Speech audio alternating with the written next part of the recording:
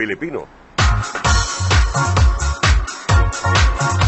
May bagong pagbubunyag si Gretchen Barreto sa estado ng relasyon nila ni Tony Boy Cuangco. May malalaking pagbabago rin sa kaniyang career. At Miss Earth candidates pabonggahan sa National Costume Showdown. Nagpapatrol, Mario Dumawal. Dinumog kagabi ng fans si Gretchen Barreto na tampok na bituin sa show ng favorite designer niya si Roxanne Farillas.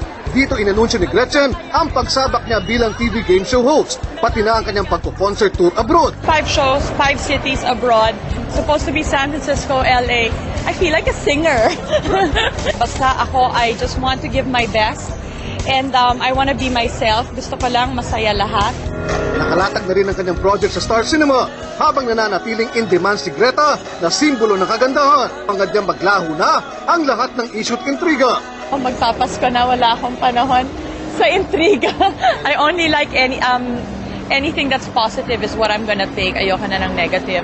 I just want peace in my life and peace for everybody. Sa gitna naman ng mainit pa ring spekulasyon sa pagkakaugnay niya sa ibang personalidad, tiniyak ni Gretchen na matibay pa rin ang pambihirang relasyon nila ni Tony Boy Cuangco. It's always evolving.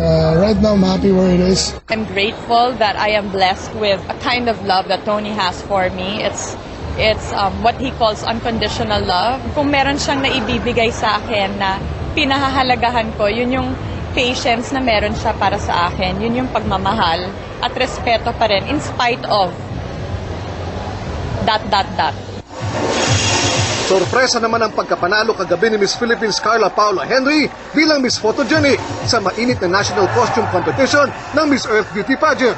Nanalo si Miss Panama sa kanyang spectacular bird costume. Hiling lang ni Miss Panama na matuntun ang kanyang family history sa Pilipinas dahil lolo niya sa tuhod ang isang Pinoy.